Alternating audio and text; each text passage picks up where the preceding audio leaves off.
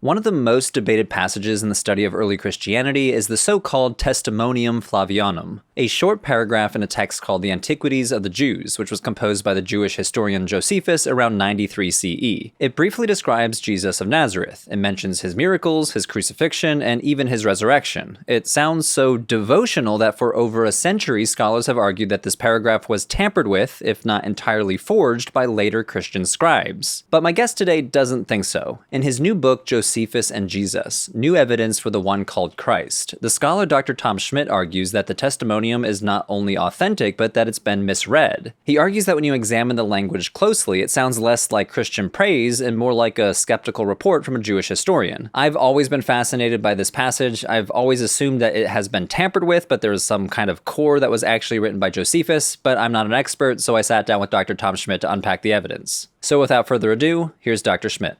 So I'm here with Tom Schmidt. Welcome to the show. Great to be here, Andrew. So you recently wrote a book on one of the more spicy topics in early Christianity, on Josephus and the so-called Testimonium Flavium, or the Flavian testimony. Can you just tell us a little bit about who Josephus is and what this very controversial paragraph is all about?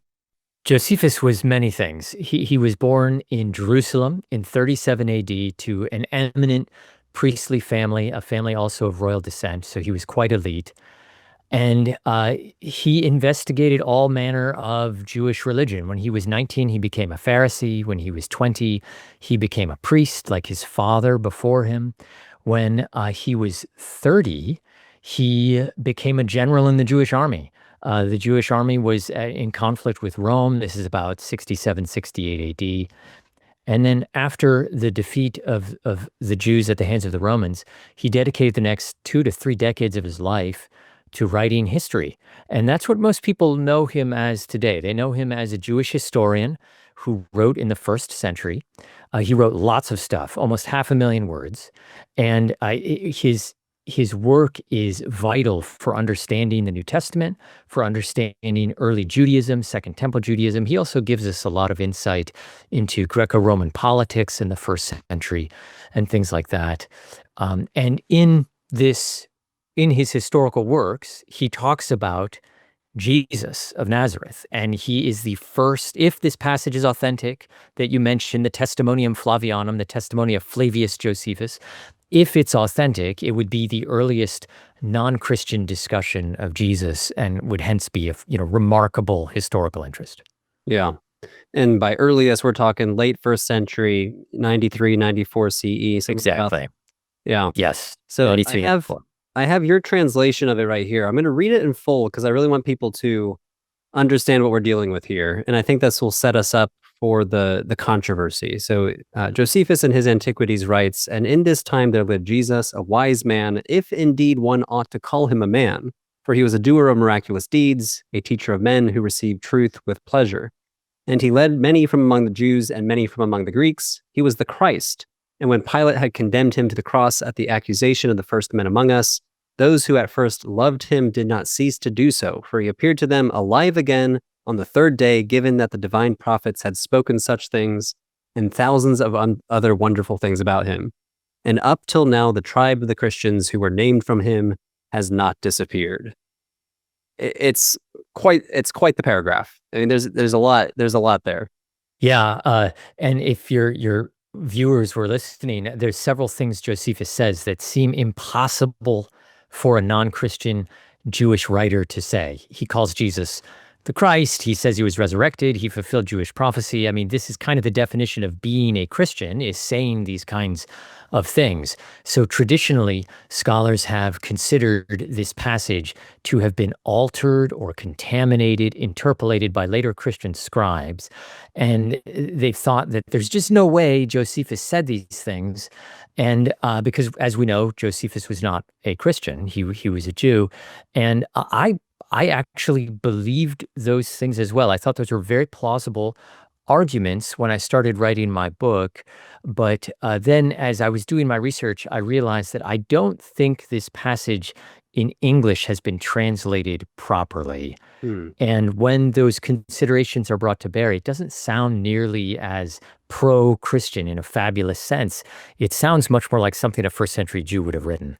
So that's really interesting. When you first started writing the book, you were kind of the partial interpolation party.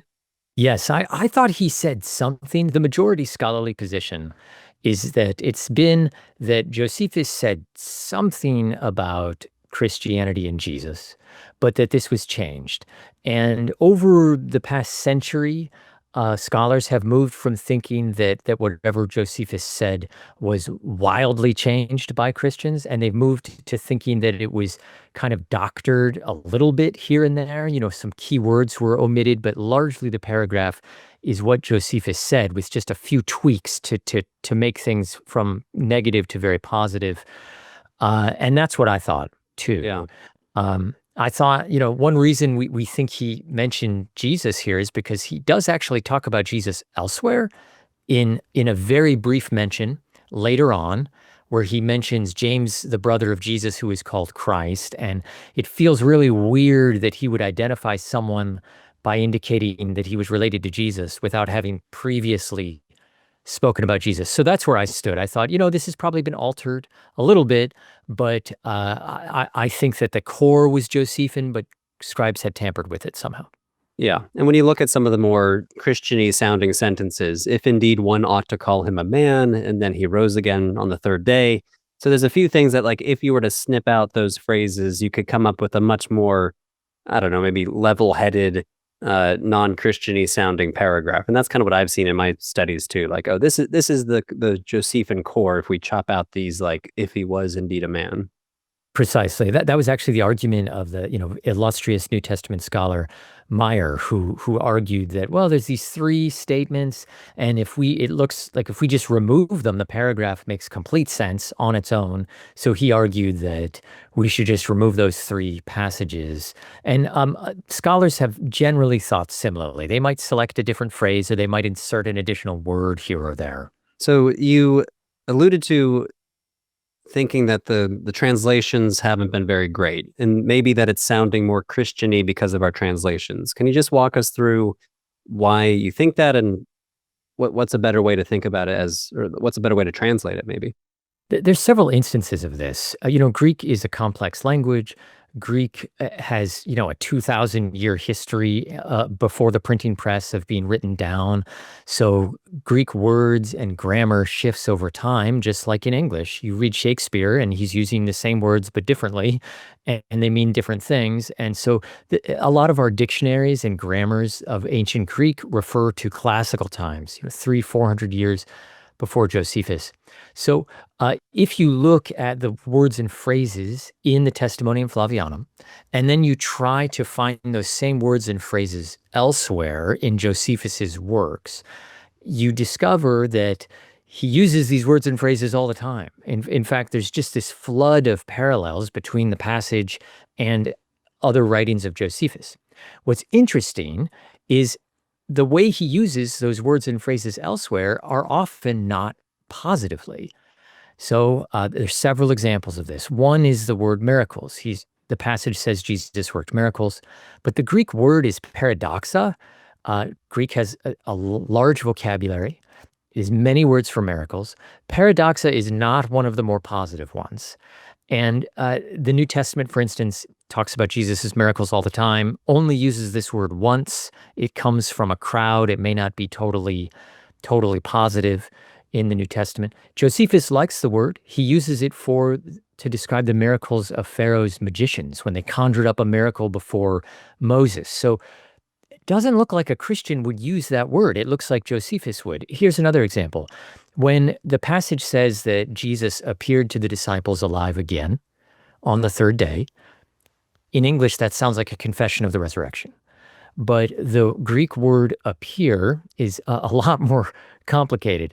The Greek word is phainomai, and in Greek, that word can mean appear. It can also mean seem. It seemed to them that he was alive again on the third day. And when you look at how Josephus uses this word, it turns out that he likes the word. He uses it a lot. When he uses it in the same grammatical construct that the Testimonium Flavianum has it, he means seem. It seemed to them that he was alive again on the third day. All of a sudden, that's no longer confessing the resurrection. He's just relaying a report about what the disciples thought. And curiously, that word phainomai, Christians didn't like to use to describe the resurrection of Jesus. They preferred a much more concrete word like ophthe. They didn't like that word phainomai, I think because it could be interpreted as just Jesus seeming to be alive. And there's a number of these observations I make where a phrase is something Christians don't use. Josephus does use it, but he uses it in a way that helps us contextualize the passage. So your argument is that we've been reading the paragraph a little too positively, when if you read it as if Josephus was being negative, it suddenly seems a lot less creedal. Precisely. And there's several other instances of that in the paragraph. That makes sense too. Like if you could, the word miracle or miraculous deeds, sounds pretty straightforward to us. But if you could just imagine Josephus using that term with a little bit of sarcasm, like so-called miracles, using this, it was paradoxa, you said?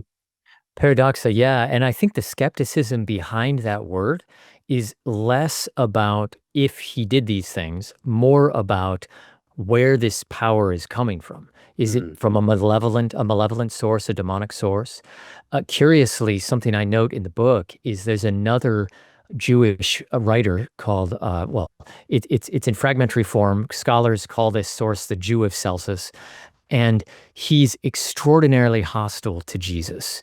He says all sorts of nasty things about Jesus. He's writing around the year 150, something like that.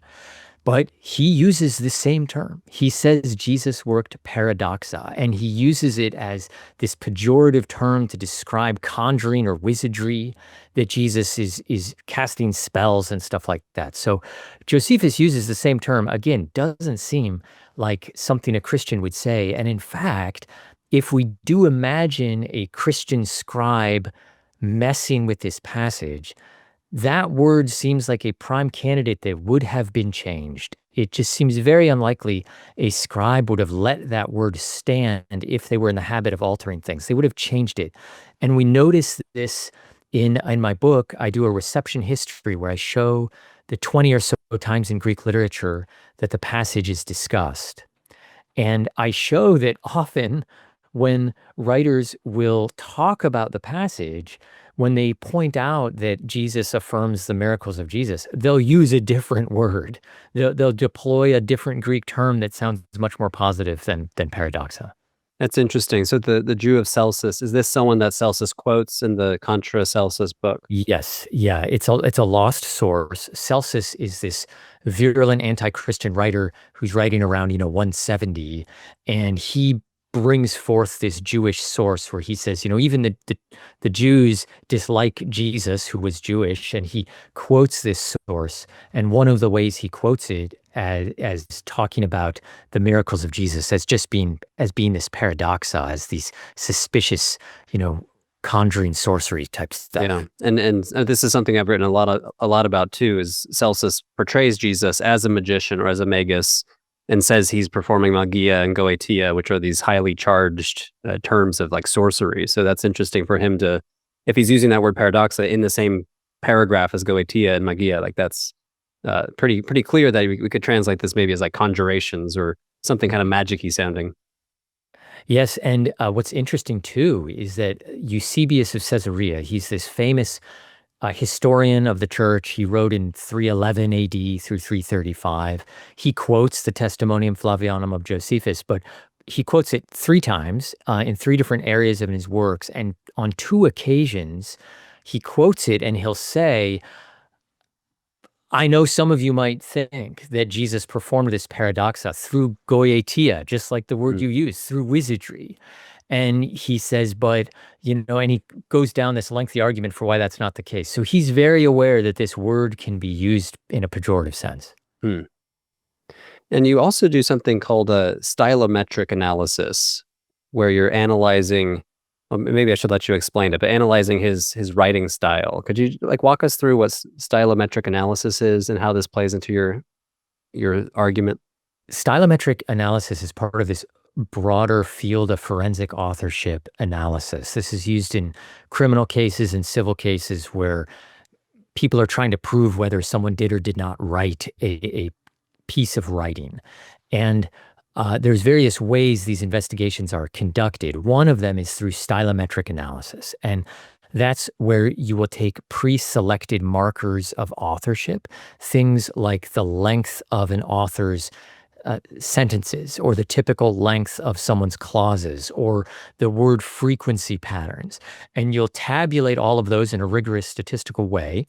And then you'll go to the document in question to see if it matches the frequency rate of vocabulary or the length of sentences and things like that.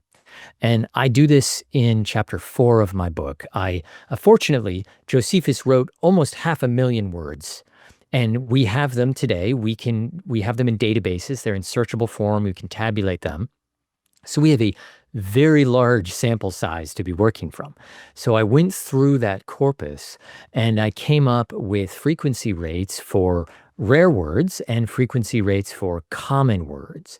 And then I went and looked at the paragraph to see if that paragraph matched the same frequency rates. And I was stunned, because it matched remarkably well. Common words weren't too common, rare words weren't too rare words weren't overused, common words weren't underused. It matched amazingly well. And this is something that scholars hadn't realized before. This is not something that an ancient or medieval scribe or even a modern author can discover. It's something that's really only able to be discovered when you have access to contemporary databases. So this is not something that an ancient scribe would have been able to manufacture if they were very familiar with the frequency rates of Josephus.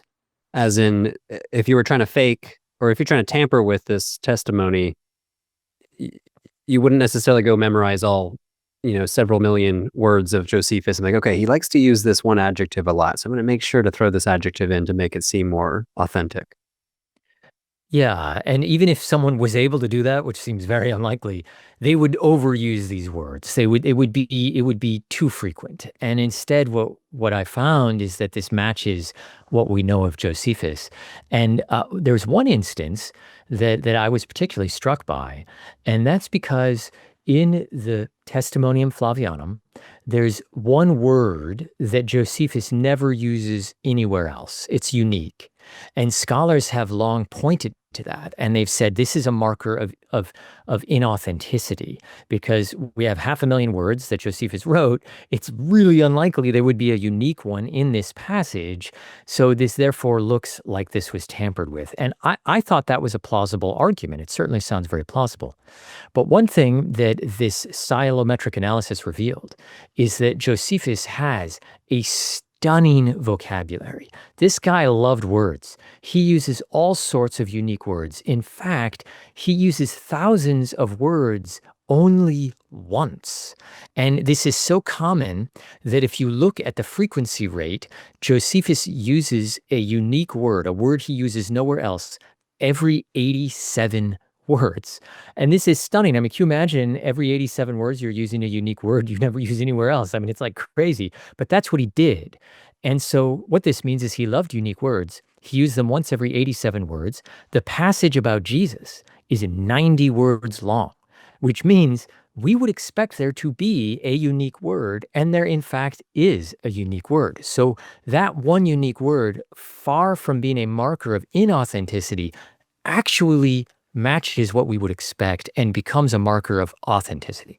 And just out of my own curiosity, I'm sure other people are wondering, what is that one unique word? Well, it's ironic. The word is Christian.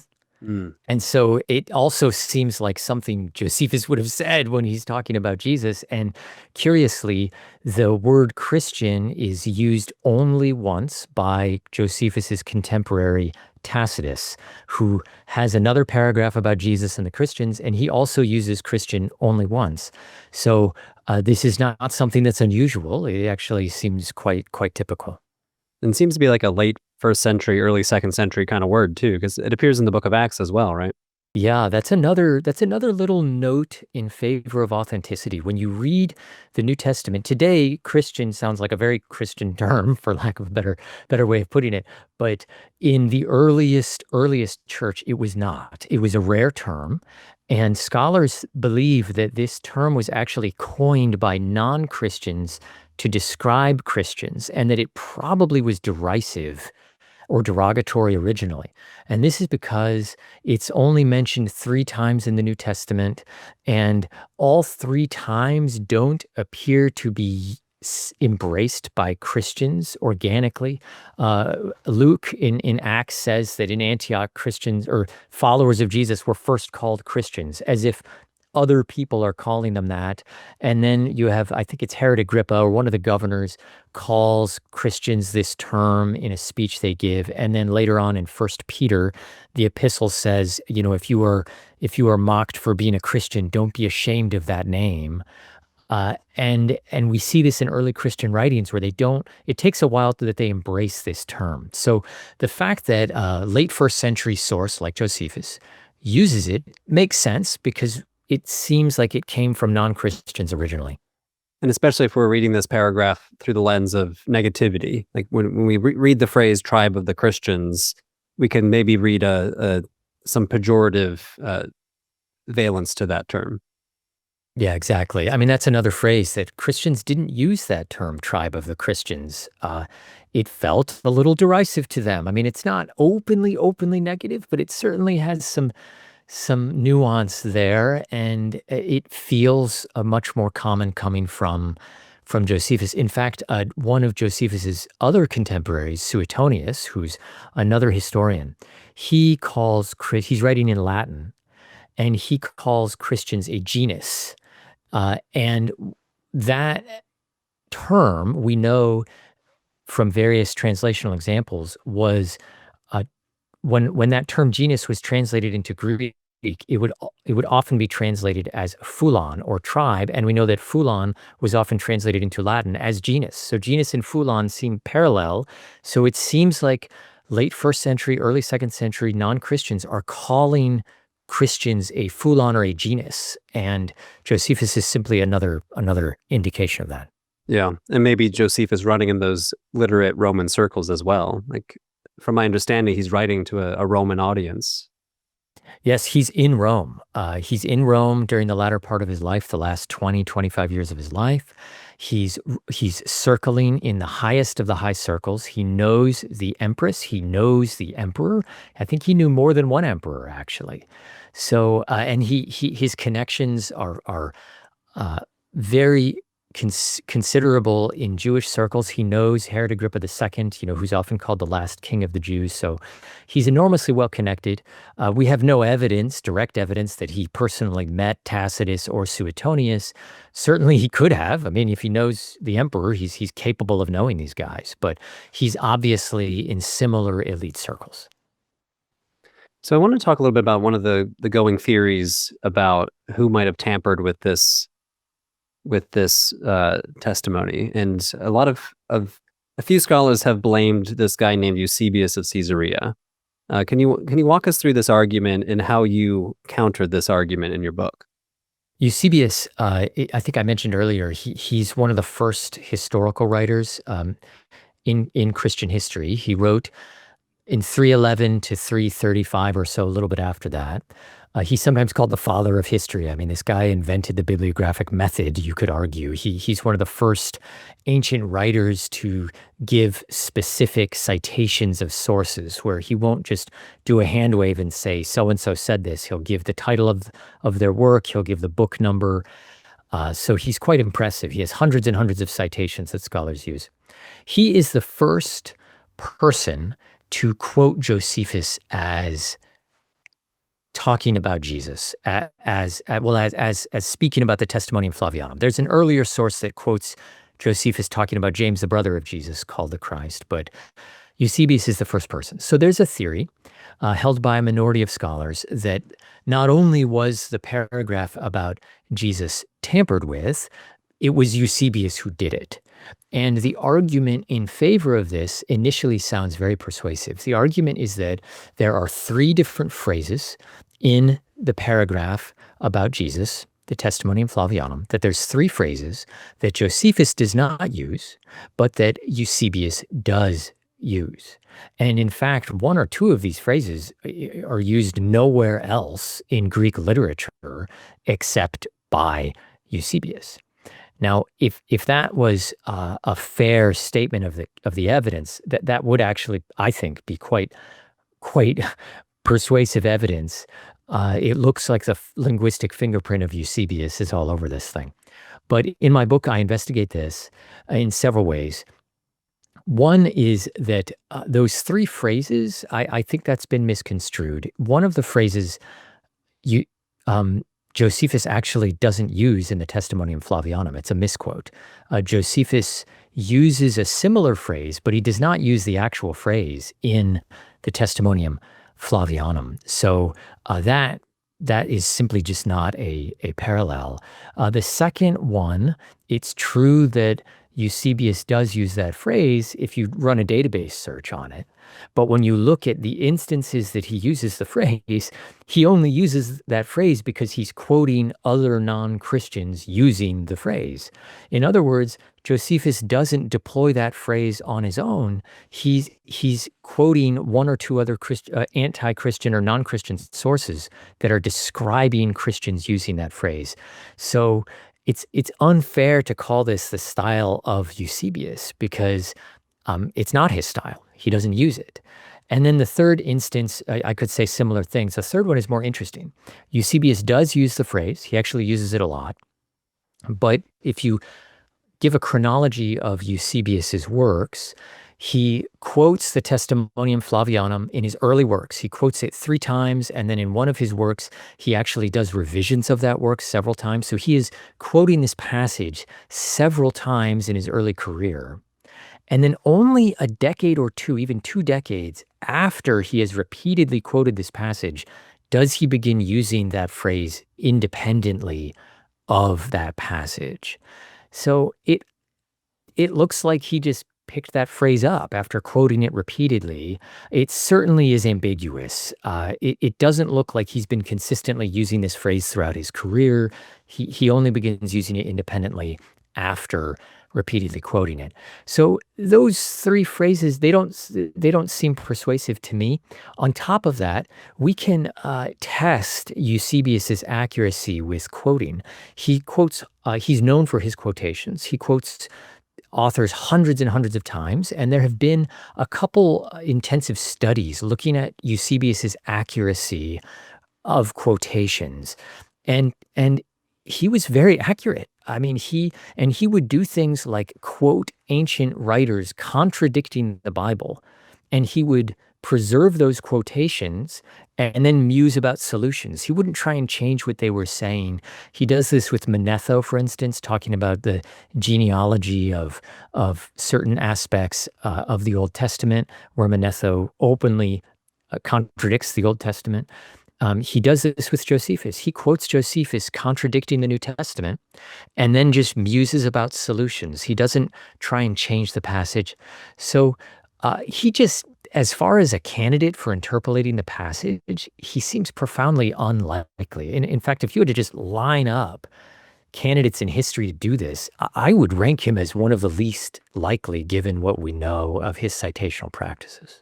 It does make me wish we knew the manuscripts they were working with. I'd be curious to hear about the manuscript tradition of Josephus's work, but oh man, what would happen if we could discover a 2nd century papyrus of Josephus? I know. The sands of Egypt. That would just make all of this so much easier.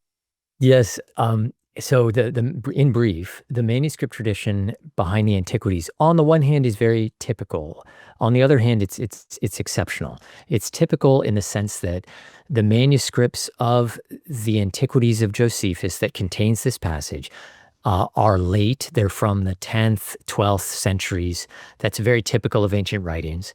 On the other hand, it's exceptional. We do have lots of quotations from earlier authors that quote the passage that we can use as controls coming from earlier writers from, the 4th, 5th, and 6th centuries. And these are writing in a variety of languages. So we have an ancient Latin translation of the passage. We have an ancient Syriac translation of the passage. We have an Arabic translation. We have an Armenian translation. That is very exceptional and unusual. Most ancient works have none of these things. And those allow you to triangulate and figure out what kind of base source they were using. Jerome, for instance, he translates the passage in 393 AD. We have his Latin translation of that. We have Jacob of Edessa seems to have translated it into Syriac around 700 AD. And these folks couldn't have been copying off of each other because Syriac and Latin are well removed from one another.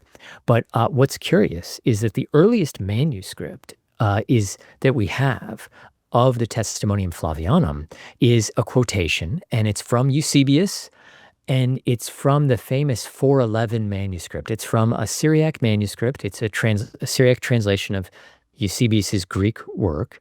And this translation was probably done during Eusebius's lifetime, so in the early 300s.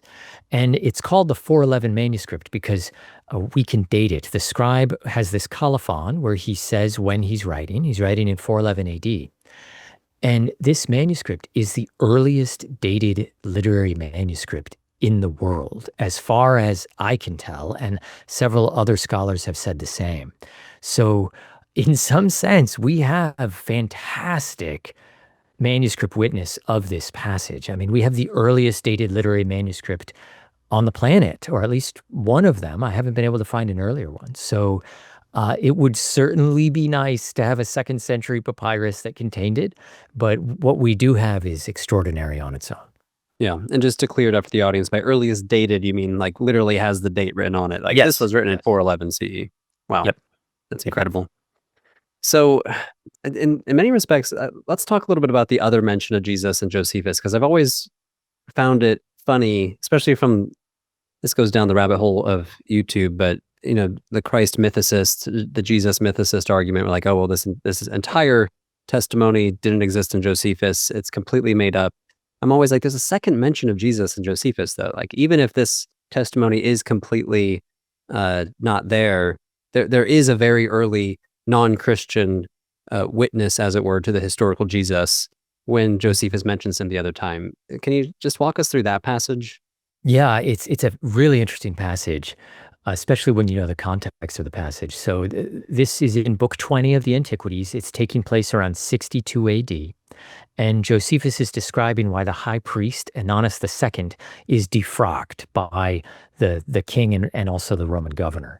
And it's because when the governor died and a new governor was on the way, but hadn't gotten there yet, Ananus II, the high priest, took this opportunity to bring forward, as Josephus tells us, James, the brother of Jesus, who is called Christ, and accuse him as a lawbreaker and have him stoned to death. And this caused such an uproar because it contravened Roman law. Jews were not allowed to just summarily execute people. And the result was that the high priest lost his high priesthood as punishment. So Jesus features in kind of a tertiary way that James, the brother of Jesus, is brought up like kind of accidentally in a secondary way to just explain why Ananus was defrocked, and then Jesus is brought up as a way to explain who James was. So that's kind of a weird way for a Christian to interpolate the passage. There's other things about it that would be odd for a Christian to change. James is called a lawbreaker, but Josephus never explains that he was innocent. He just says that's what he was accused of. So it's left unclear what's going on. He calls James the brother of Jesus when that was a big no-no in many early Christian circles.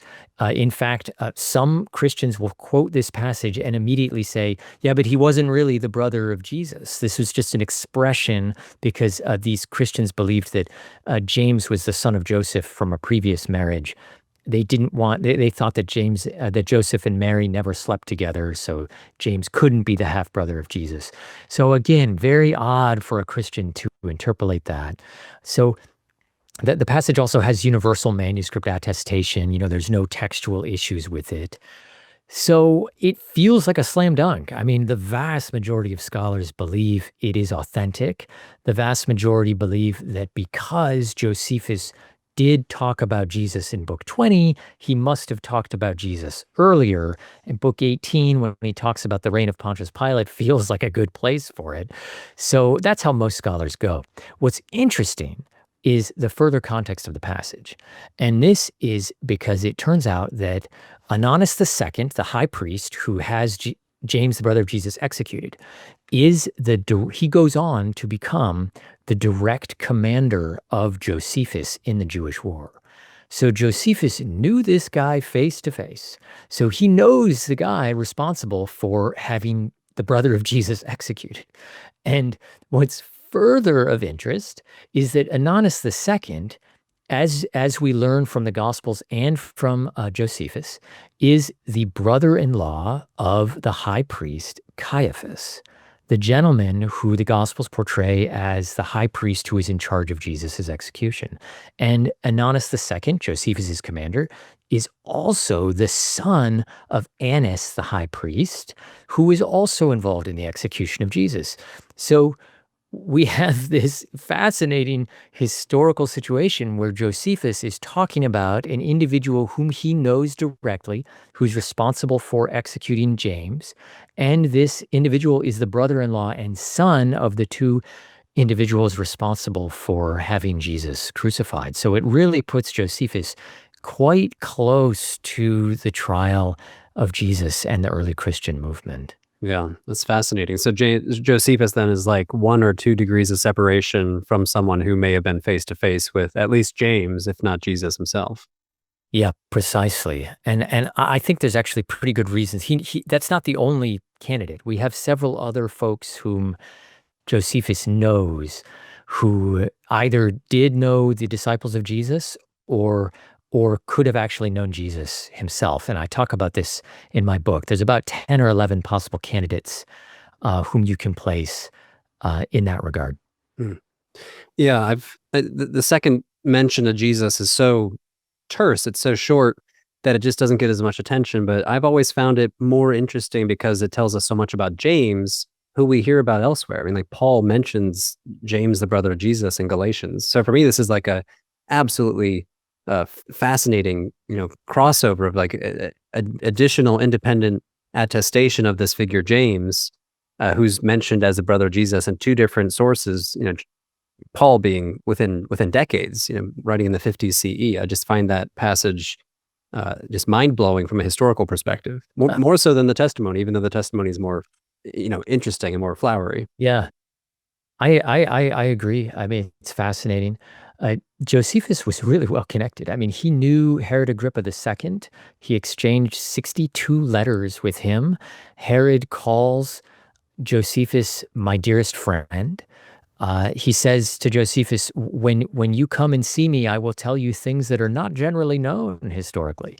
So he's got this inside information. Herod Agrippa II was a Jewish king who's featured in the book of Acts. This is the guy who attends the trial of the apostle Paul. And Josephus knows this guy. Josephus knew the head of the Sanhedrin in the 60s or 50s. That his name was Simon. Simon's father was Gamaliel, also the head of the Sanhedrin in 30 AD, also mentioned in the book of Acts, also associated with the trial of Jesus. So Josephus has this enormous number of connections with the early Jesus movement. I say in my book, I point out that in the Testimonium Flavianum, when Josephus talks about the crucifixion of Jesus, he says it was the first men, it's a specific term, the protoi in Greek, the first men who accused Jesus. And Josephus likes that term, he uses it a lot. And in his autobiography, one of the works Josephus wrote was an autobiography. And in it, he repeatedly says, I knew the first men of Jerusalem. I knew them. And he says this beginning in 51 AD. He says, I was continually meeting with the first men, the protoi. And you gotta think, I mean, he says the protoi are responsible for the crucifixion of Jesus in 30 AD. 20 years later, he's meeting with them continually. He continues with them through the next 20 years of his life. it feels plausible that he met some people who were at the trial of Jesus. What makes this more likely is that it's not just what he says about the first men. He adds the phrase, he doesn't just say, in other words, it was the first men who accused Jesus. He says it was the first men among us. And that phrase among us, it's another phrase Josephus likes. He uses it about 50 other times.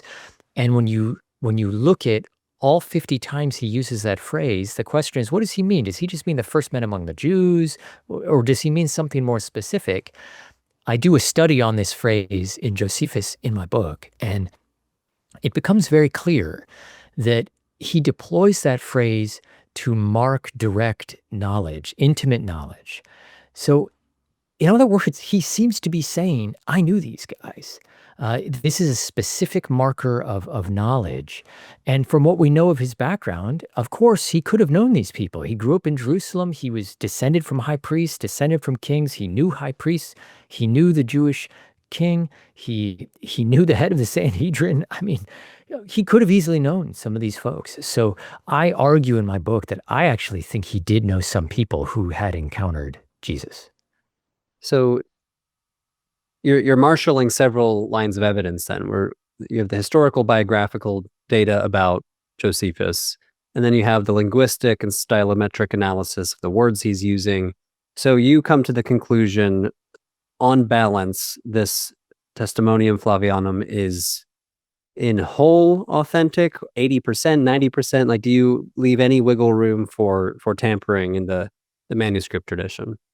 Answering that question depends on what data set we're drawing from. If we're drawing from all of the textual witnesses that we have of the passage, so we're drawing from the manuscripts of the antiquities, we're drawing from ancient quotations of the passage, and we're drawing from ancient translations, then I would say the passage is completely authentic.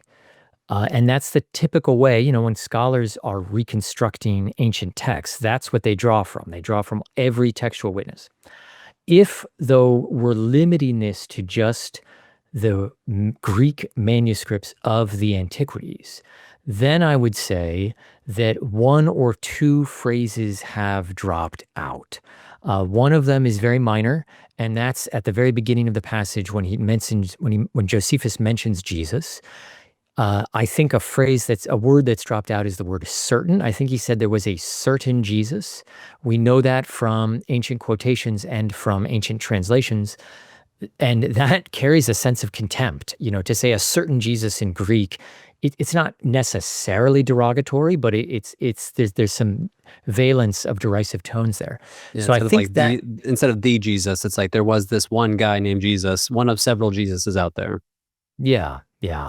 So that dropped out, that one word. And then the other thing that dropped out is a little more important. It's actually much more important. It's in the passage, the Testimonium Flavianum, there's a sentence that is typically rendered, Jesus was the Christ. He was the Christ. And it's this confession of the messianic status of Jesus. And I think that something dropped out there. And that's because the ancient Latin translation and the ancient Syriac translation don't say that there. They say something different. The Latin says he was believed to be the Christ. The Syriac says he was thought to be the Christ. And there's also another Latin paraphrase, even older, from like the 370s, that supports believed to be the Christ. And there's an Arabic version that also lends credence to this. So I think that what he said there, he didn't say he was the Christ. He said he was somehow considered to be the Christ. And that parallels what he says about Jesus in his second reference, where he says Jesus was called the Christ. So that I do think dropped out. Having said that, though, we have to remember that in Greek, if you're reading the altered phrase, he was the Christ, to us in English sounds like a confession of faith as Jesus being the anointed one, the Christ, the Messiah. In Greek, it's not as clear. In Greek, it could still be read as an alternative name for Jesus, just like how people today will call him Jesus Christ, and they don't mean he's actually the Christ. In the ancient world, we have examples of pagans and non-Christians using the term Christ of Jesus just as a name. And grammatically in Greek, it's more easy to read it that way than it is in English. So even the altered passage can still be construed as not claiming he was the Christ. But I do think something did drop out of the antiquities, though it's preserved in the broader textual witnesses we have. Let's give that the passage is mostly, if not entirely, authentic. Based on your reading of the Testimonium and your reading of Josephus as a historical figure, what do you think Josephus actually believed about Jesus? Because we're not saying like he was this, convert to Christianity and was subtly trying to say, oh, Jesus was the Christ and he did rise again from the dead. If we're reading it more negatively, like he was being more negative about Jesus, what was Josephus's opinion then about Jesus? It's hard to always figure out Josephus's personal opinion. Remember, he's writing this public history. So there are instances where he will talk about a historical figure in positive ways where later on we realize he actually doesn't like the guy at all. And he'll write further works where he'll discuss his personal opinions on this person. So what we can say with confidence is what the passage appears to state about Jesus. And in that passage, a fair interpretation of it, I think one that's calibrated to how Josephus uses the same words and phrases elsewhere, is that Jesus was known to be a wise man. He taught simple, basic truths.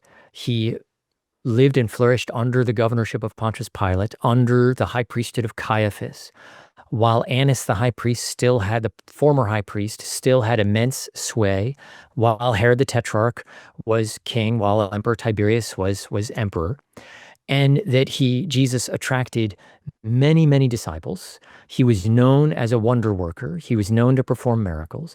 Some people considered him to be the Christ, and that if we read carefully, I think he throws a jab at the disciples of Jesus because he uses the phrase, they received his teachings with pleasure.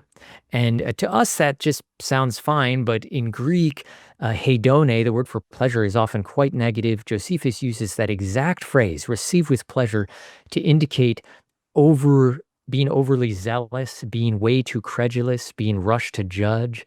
So I think he's characterizing the disciples of Jesus as kind of uneducated hotheads.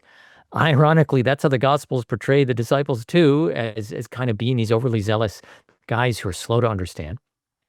He also says a word when he talks about how Jesus gathered these disciples. In English, this is often translated neutrally as like he led many of these disciples, he gathered them. In Greek, it's not so clear. In Greek, you could translate epagomai as the word. You could translate this as persuade, bring over. You could even translate it as induce. In other words, he seems to be sketching the idea that Jesus was an insurrectionist, or was at least accused of being an insurrectionist. And what happens? Well, the first men of the Jews, Josephus says, accused Jesus before Pontius Pilate, and Pontius Pilate has him executed by crucifixion, which crucifixion was used rarely in the Roman world, and it was typically used for rebellion.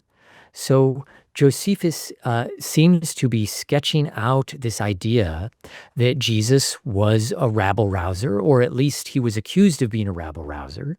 That was the accusation against him. Josephus doesn't come down one way or the other if that's true or not, but he's clearly taking this idea seriously. And then he reports that Jesus, according to Jesus' disciples, was raised on the third day in fulfillment of Jewish prophecy. He's just relaying early Christian beliefs. Interestingly, Josephus, if we take what Josephus says seriously, he is placing that belief in the resurrection as a very, very early Christian belief. Josephus is quite capable of pointing out charlatans and liars, exaggerations, but he doesn't do that here. He just says that, it seemed to them that he was alive again on the third day in fulfillment of Jewish prophecy. So I think we can actually squeeze quite a bit out about the historical Jesus from the passage. As far as what Josephus himself thought, like I said earlier, it's a little harder to suss out. I think we don't want to go into this thinking that Josephus must have had some kind of concrete, either negative or positive opinion of Jesus. It's very plausible that he had mixed feelings. Maybe he liked Jesus, but didn't like the followers of Jesus. In the first century and second century, there was not this firm line between Judaism and Christianity. So it is not fair to expect Josephus to be unremittingly negative. It's also not fair to expect him to be positive. He could easily fall in between. And I think the fairest way to read the passage is that he's somewhere in between. He might be slightly sympathetic to Jesus. We know that, for instance, that Josephus liked John the Baptist a lot, who was an associate of Jesus. We know that Josephus's friend Herod Agrippa wasn't overly hostile to Christians. So, it's possible that Josephus, didn't hate them. But of course, not hating someone doesn't mean you like them. It just means, you're okay with them, or you're not at least overly upset by them. So what's at stake here is whether or not we have data about the early Christian movement from an outside source in the late first century CE. We're not necessarily saying that, like, from the apologist perspective or the Christ mythicist perspective, like, this is this very important piece of data, whether Jesus existed or not. But for critical historians, this is yet another interesting data point on how Christians were viewed from the outside very early in the Christian history, in this case, in the first few decades. It's a fascinating window into the Jesus of history from a source that I argue in the book is very close to the early Christian movement, but is not a Christian himself. Well, Tom, thank you so much for joining us. This has been an absolutely fascinating discussion, an absolutely fascinating book. I recommend everyone to go check it out. Andrew, could I just say briefly that the book is freely available? An anonymous donor made it freely available online, so you can purchase a copy if you want, but you can also get a free PDF. And this was made available by the Institute for Christian Reflection. That's great. Yeah, open source book. Everybody can go download the PDF now. I'll have the link in the description below. Thanks, Tom. Thank you so much, Andrew. So if you enjoyed that deep dive into the historical Jesus, I'd love to invite you to our next guest lecture, What Did Jesus Wear? With Dr. Katie Turner, a scholar of Second Temple Judaism and early Christianity. Because of mass media and Renaissance paintings, we tend to imagine Jesus with long hair, a simple robe, maybe a nifty sash or something like that. But how accurate is that image? Well, Dr. Turner is an expert in ancient clothing, focusing especially on Judaism during the Second Temple period. She'll be teaching us how clothing communicated identity, gender, politics, and piety in the ancient Jewish world, and what that can tell us about Jesus and his followers. We're hosting this as a live Zoom lecture on Monday, July 21st at 9:30 a.m. U.S. Eastern Time. The lecture costs whatever you want, starting at $1, and you can register using the link in the description below or here on screen. Hope to see you there.